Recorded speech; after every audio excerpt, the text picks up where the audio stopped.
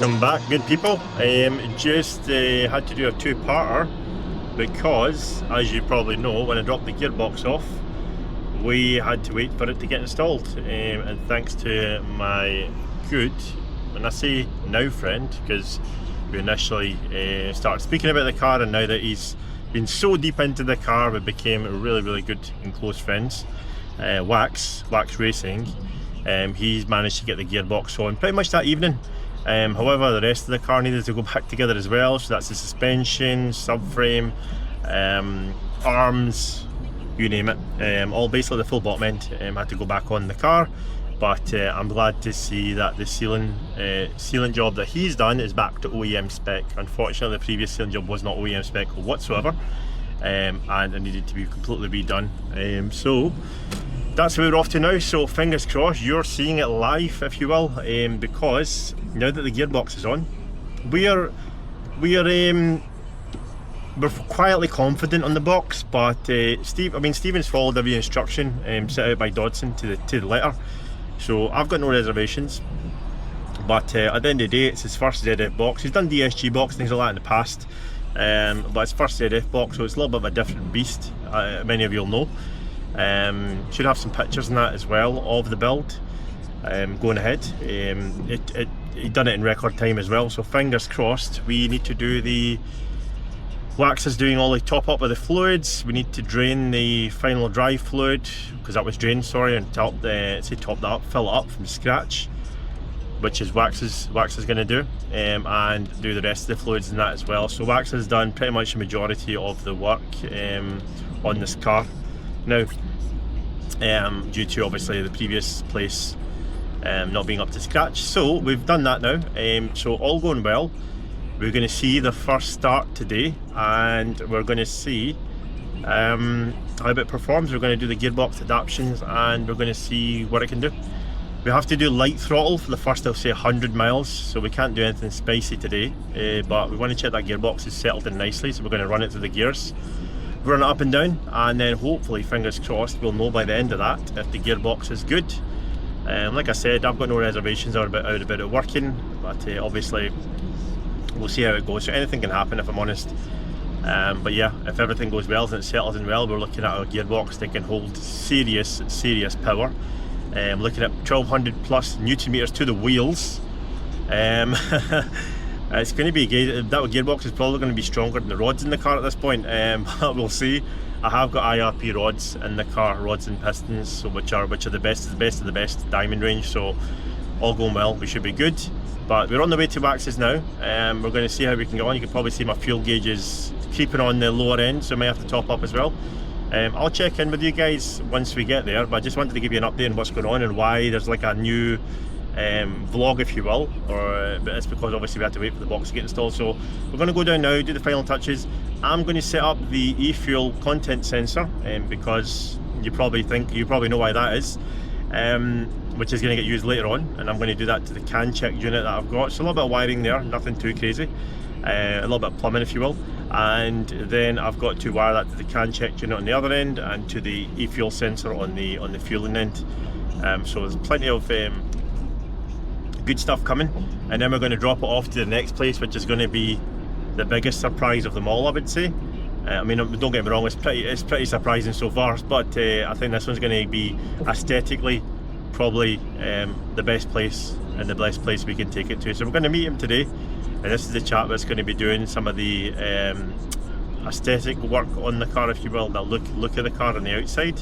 Interior still a moving beast, so that is pending still, but we'll get there soon enough. Main thing is all the safety features in the car are still there, so we're good.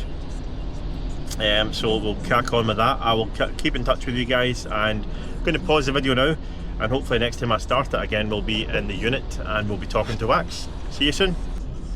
We are back, and for you it was like 2 seconds, for me that was an hour drive, but it's all good. We are here, so what we're going to do is we're going to pull in now, get ready for some crazy driving.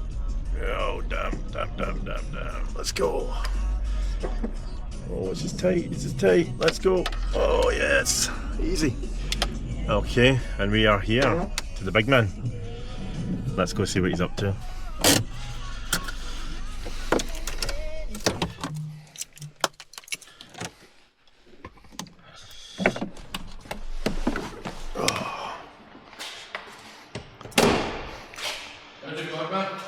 Good, mate. I did see you message me, man, but I was driving.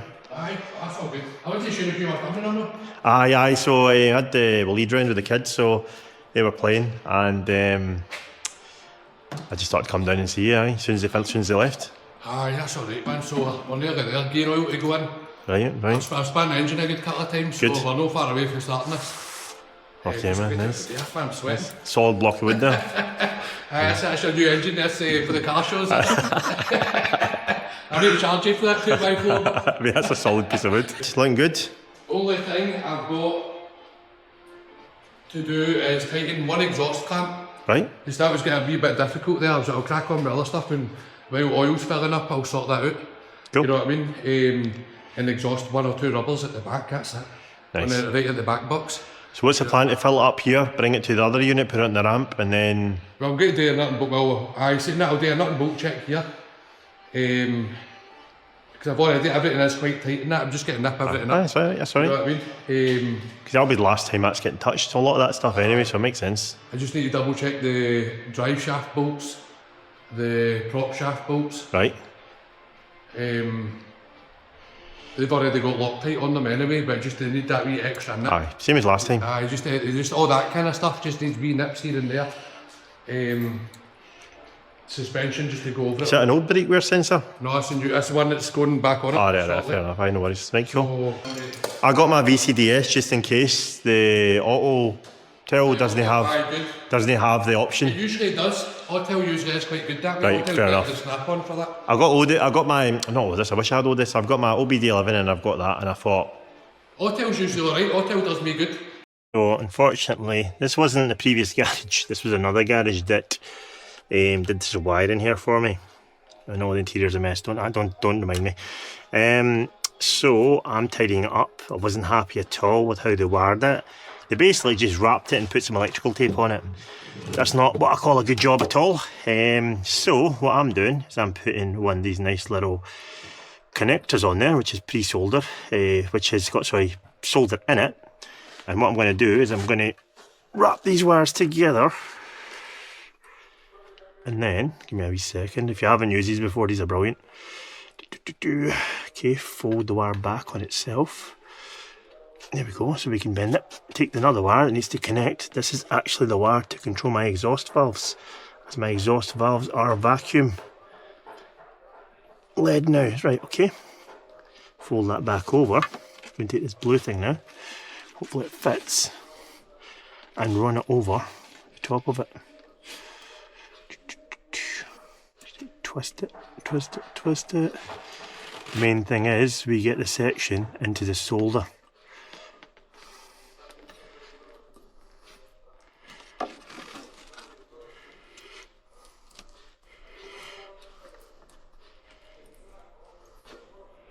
Okay, I believe we're there now. Look. Yep, we are indeed. What we're going to do now, let me get my little heat gun. Right here. Put my little end on it. Put it on the wire so we don't burn anything else. Should see the solder melt.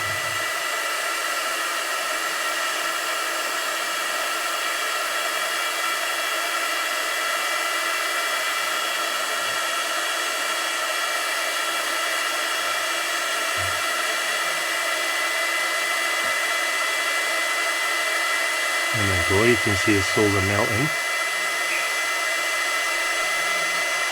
Just need to run this around the back of this as well to make sure that the solder is melted at all angles.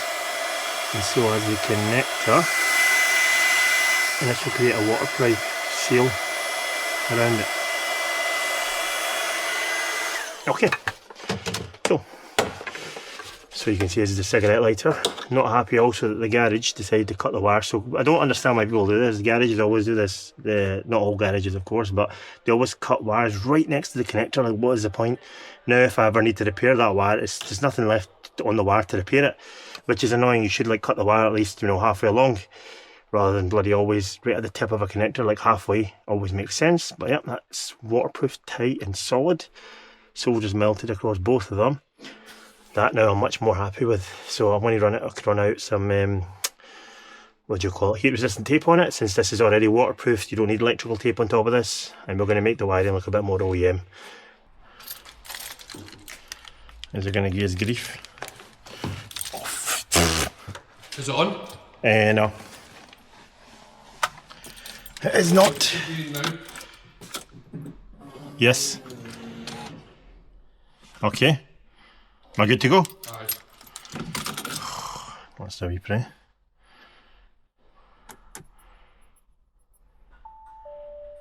Remote key not detected.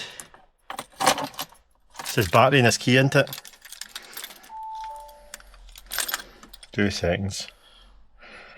Maybe we done the last time. There we go. That's it. So I need to hold it a certain way to stop the key.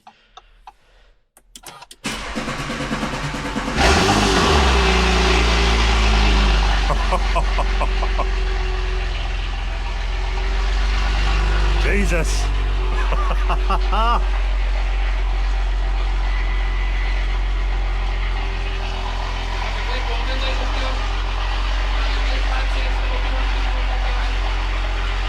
I can't hear you.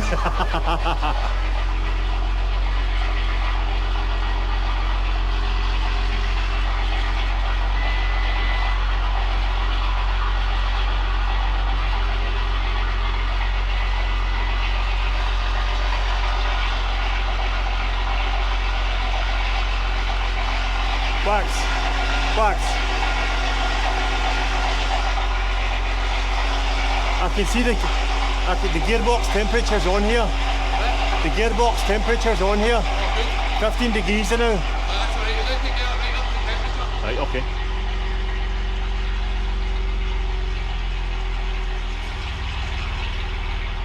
Oh man, unbelievable.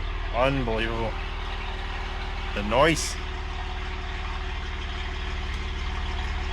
So we're letting it run through, get up to temp, and then we'll turn it off, top it up, and we should be good after that. We did the final dry fluid, that was a headache. Shout out to David, Need for Built, on that, but on the S4, the exhaust headers, if you call them, downpipes, they are quite narrow on this one, so you can't do the drop in the subframe the way he did it in the video. So heads up, you actually have to take the full exhaust off to do the fluid in this car. We did get around it by sort of jacking the transmission up, but we had to get like a really long ATF filler, so it had a really long neck. It just so happened that we had one to do that as well, so that's done. Transmission is sitting at 16 degrees, water temperature 50, which is good, oil temperature 13. As you can see, my oil pressure sensor issue is gone. That was caused by the other garage. We've got a couple of errors like brake wear sensors there, but there is no brake wear sensor attached, that's why. We've not got the wheels or anything on yet. We just wanted to get it started, let it run through, warm up, and then hopefully we should be good. But the car's bottom end fully resealed, rear main seal on, and we're going to hopefully, fingers crossed, run it through the gears after it warms up, and we top the oil up, run it through the gears then probably. But again, we've got master mechanic Wax here, so he'll keep us right. It's good to have friends like this. Right, we're just running through the gears now after the gearbox rebuild. So far so good, absolutely brilliant work, Stephen. Unbelievable work by him, man. So we're good. We're just going to run it up again. Go up to 7th gear. You can hear a bit of clunking because this is the first time it's ever went into these gears. So far so good. It's going to go into 8th gear now.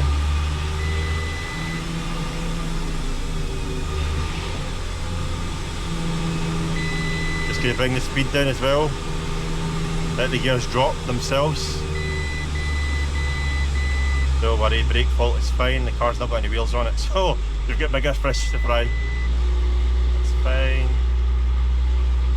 There's no tyres on it as well.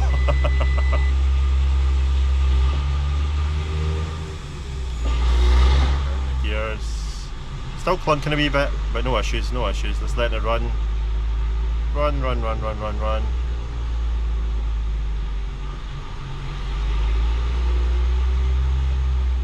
Going down slowly. drop it down to 2, 1, and back. Going to put it into reverse now. Give it a little bit of a rev, hold it for 7 seconds. 1, 2, 3, 4, 5, 6, 7. Phenomenal work, absolutely amazing. Brilliant. Okay, we're good to go. We're going to turn this off and top up the fluid now. Right, Max thankfully helped me swap the engine cover mounts on. So we're just going to go ahead and put the new, I say new, I've had these for a while, but the 034 bolts. Let me see if you can see that. There we go, yes you can. Let's put this down here. The stick ones, this is super hot because I've just ran the engine, as you know. Trying to burn my hand off. Okay. 2.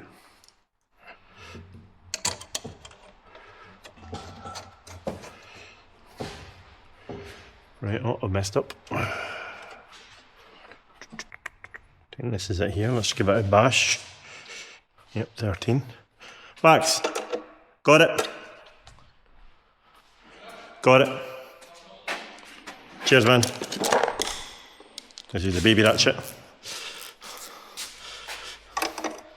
Just a tiny tighten up. Doesn't need to be super tight. There we go, little half turn. Half turn. I fitted this as well a minute ago, so we're good. Put the nice 034 there and put it back on. Sorry. Don't worry. Right, nothing.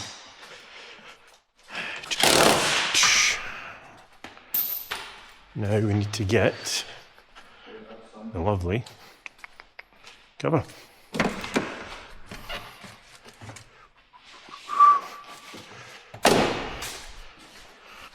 Got this made, as you can see, quality carbon. Nice little heat shield. All came with it. Right. 034. Put a new PCV on. Had my spin metal my own design before. Changed back to the OEM just because I wasn't a big fan of the Arctic oil plug. Oil cap. There we go. It was tiny, so when you had this on, I like tiny, so I decided to get this one back. So we've got a nice rubber seal here, and it looks a lot better, as you can see. Beautiful that colour, man. Aye, absolutely lovely. Nice finish. Is that Jubilee clip in the way? Yeah, it is. I might give it a wee. Just get a wee. 7mm quarter drive should be on that trolley somewhere if you could find it. I wish you had a screwdriver. We've got a negative here anyway. Ah, that's alright. What a stressful day that has been. Got here at 3 o'clock. I think it's like 8 o'clock now. So 5 hours spent in this. ATF fluid, aka ZF Gearbox Lifeguard 8 fluid, took a crap ton. So if you ever build a gearbox, you need to do it a few times. You can't just do the standard procedure. You've got to do it like 3-4 times before it finally fills itself up. And that was with the torque converter filled. So good there. Engine covers everything on. Obviously you can have a wee look at the car. It's not going to look like this next time you see it anyway. Got a lovely sponsor at the top, and now it finally runs the Dodson Gearbox. We've ran through the gears. It feels a bit harder shifts, but we did delete the values, so it's going to feel like that. So we'll see how it goes. We've got wax coming as well. Right, Wax, what did you do to the car then, mate, when it came in? What happened? So basically, oil leak, yep. Very bad. If you're looking underneath, subframe is basically covered in oil. Looking underneath the engine as well, it's a bit obvious that the lower sump wasn't sealed right. The timing cover wasn't sealed right because there was sealer that was exposed, grey sealer. It wasn't even for the brand of sealer that it looked like. It really wasn't meant to be the right stuff for especially something that's an aluminium engine. So we've stripped it over 3 weeks. I've done it at night time just after work, just to spend a good time on it, just to make sure that, I got the job done peacefully and done well without having to run the workshop at the same time. So I took my time to basically take the box off, strip the box down, take the box off, take the timing cover off, the cam covers, taking off the solenoids basically for the cams, and then dropping the lower sump. Then in the process of that as well, I cleaned the thread suit, replaced the bolts, all new bolts in the timing cover and the lower sump, and it was just slowly but nicely rebuilt, going by diagrams, thankfully Ozzy passed me the diagrams for the lower sump, sealer, how to seal it, and the timing cover, because truthfully, I nearly made a mishap myself with the lower sump till it was corrected to me, and just once you see how, because if you look underneath the car now and you see how the sealer's sitting on the lower sump, it's got a nice good seal, a nice good bead right round it, and I didn't overdo it with the sealer, but I made sure it was a nice thick bead, because I know what they say with sealer, that less is more, but in this case, when you're dealing with an engine, it's got to be putting out this kind of power, and you want it to last, so I'm hoping that, that's solved it now, so similar to what I've done with my own car. Don't worry. I'm a V8 man. I took the engine out of that, and purposely because the lower sump was leaking, because just like this engine, the Mercedes AMG hardly used any sealer on that lower sump. It's a common issue, so it was very similar that I used a similar kind of, the way I kind of do my sealer is I take my time, make sure it's a nice thick bead, nothing watery, let it kind of semi-set and then put it on nice in one go, no mucking about, no moving it about, it was just nice, sorted on. The good thing is it had, what do you call it? Oh, got to do it just because of the time of night, maybe working on it. That's alright. So the lower sump reseal you had, was it the rocker panel on your car goes as well, didn't it? Well, hopefully that's not happened to mine yet. It's one of them, but mine's isn't But you got to keep in mind as well that you did this all in your drive, and you did this one on axle stands. Well, saying that, no, I did do a lot. I've done a lot of work in my drive. What do you call it, with the C63? But actually, when I took the engine out, that was done in another workshop. I wasn't done here. But that's a clean car, to be honest with you, especially when you put your own touch on it and you went through it. And it's just with this as well. You appreciate somebody that spends this kind of money, and when you're a petrol head yourself, you appreciate when somebody's putting all this work into a car. So I need to hand it to you, Ozzy. You've spent a lot of money on this, and Thank you. Everything that you've been through with it, you've held on quite well. You know what I mean? So it's nice that we became really good friends in the process of this. Absolutely. It's just nice with the petrol head community. A lot of people helped me with this, you've got yourself was a massive help, you've got Stevie at Pinkston, well. You've got Andy IMEX who sorted the electrical issues. It's been a big combo of people. Even what Andy done as well, that wasn't easy. No. Especially the kind of problems that it was the ECU that was damaged because of the previous place, so he managed to get repair looms and everything sorted. Like, you open that bonnet, it looks OEM now. And the way you've worked on it as well, I say OEM, it's carbon everywhere, but we're planning to take this now to my friend's place to get wrapped. So this is the last time you're going to see it this filthy, this dirty, because it's not been washed properly since I had it back. So this is going back to February. It's got fingerprints all over it. It's got everyone's whose fingerprints it's not got, man. But yeah, listen, Wax has been absolutely brilliant in getting this sorted, and to even take the job on, it's been absolutely, unbelievable.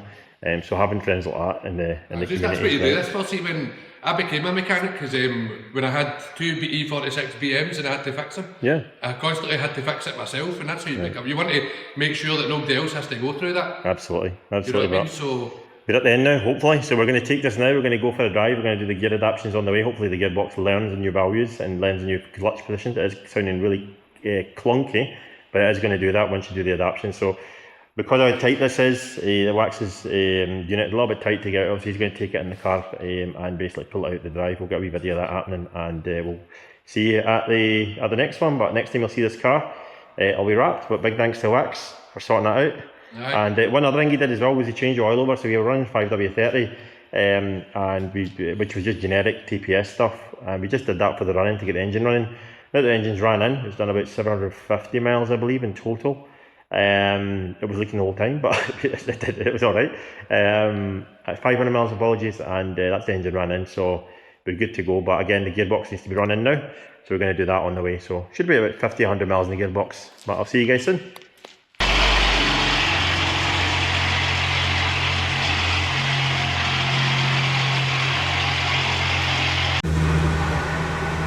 Yes, people, we are moving on to the next garage. As you can see, the car is running sweet. The gearbox did give us a little bit of an issue, but as soon as we kept topping the fluid up, we are good. We're driving. Ran it through the gears, feels absolutely beautiful.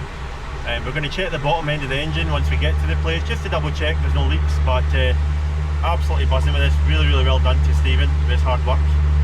Obviously we will give it more and more boost over time, but right now for the first 50 miles or so we need to take it easy. Now the clutch pack's fully bed in. But listen, I will leave you guys to it and I'll see you in the next one. Thank you.